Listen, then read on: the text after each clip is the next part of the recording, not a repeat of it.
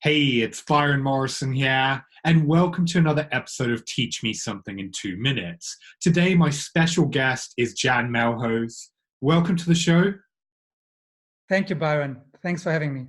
So, before we dive into it, who are you and why should people listen to you? So, for about a bit more than 2 decades, I helped artists. I started in the music business in London, actually, and I helped artists to become successful. First as an A&R, so signing artists and getting their record business really started. And then later on, I did the same for artists who are already established but wanted to go to the next step. So I worked with Robbie Williams, David Guetta, Katy Perry, Depeche Mode, Coldplay. I mean, for the really big ones, I didn't really help them to go to the next step, but just was one part in helping them to reach their vision.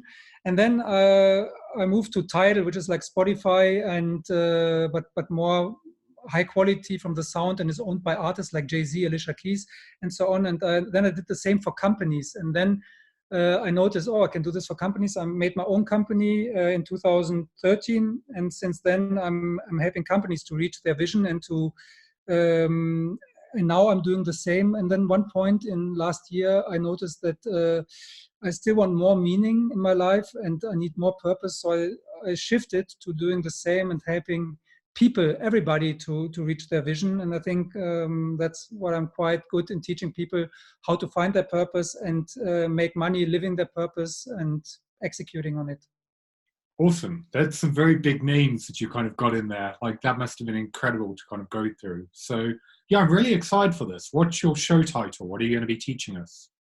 The show title is very shortly, Find Your Business Purpose.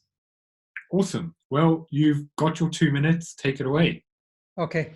So in order to find your business purpose, the first thing you have to do is you have to dream.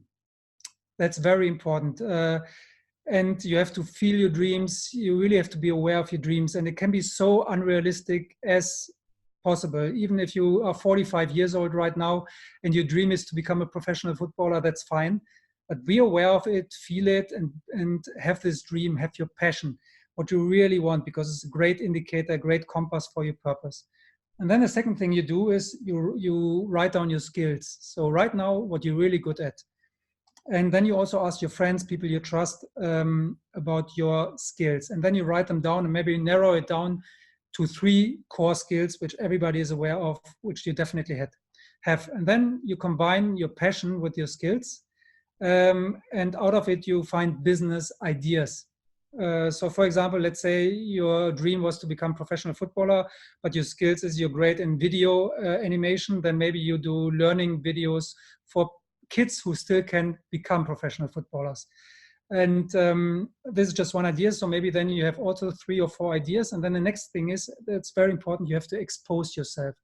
So the easiest way nowadays to expose yourself is make vlogs with it and put it out there to everybody, ask people, like really go after feedback until you can narrow it down to one business opportunity.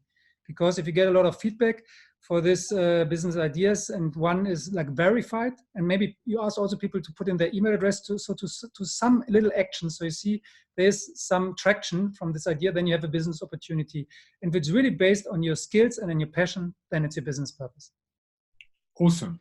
I think the one point in that to really highlight, just for people to kind of make sure they take away, that so many people get business ideas, and what might seem like a good idea to you might not seem like a good idea to the marketplace.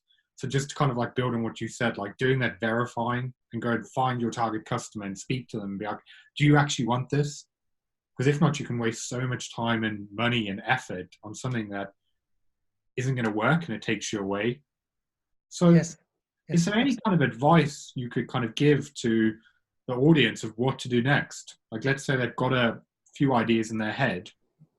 Like, I know a lot of people get overwhelmed and they're like, oh, I've got all of these different tangents I could go down. Yes. What's one thing they could do? Yeah.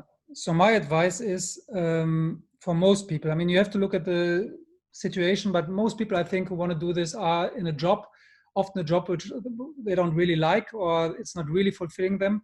So I do not advise to stop the job and go full in. I advise them to schedule their day, take ownership of their day, so they have time in the day, maybe 2 hours, where they can work on this business passion, on their business purpose. And then the most important thing, the biggest advice I can give is start. And start without too much investment. So nowadays, everybody can do their own website, everybody can do their own videos. And if you feel, no, I can't do this, or you have resistance, just go in there, check it out, go on YouTube, find how to do my own website. It's so easy.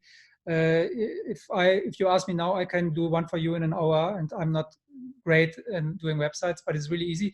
So with low cost, start.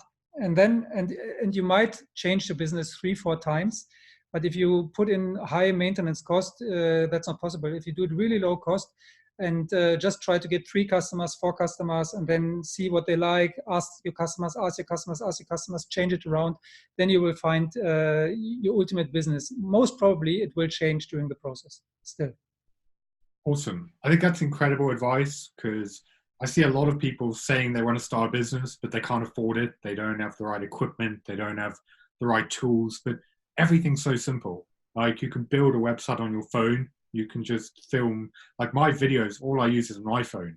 I just edit it straight onto my laptop. I don't have any fancy equipment or software. It's just a lot of excuses people put in place to kind of hold back from starting. So I think it's a great way to kind of round it up, just to be like, if you've got a big idea, you've got to go for it. You've got to face the fear and push yourself to get started. So with that being said, I'd love to turn that over to our viewers. What are your biggest takeaways from this episode? What questions do you have? And what has this got you to think about may actually be your passion and what you want to do? Let us know in the comments below so we can get back to you. And as always, if you're new to the show, make sure you hit the follow button for new episodes every Tuesday and Thursday. I'm Byron Morrison. A big thank you to my guest this week. Thank you for watching, and we'll see you in the next episode.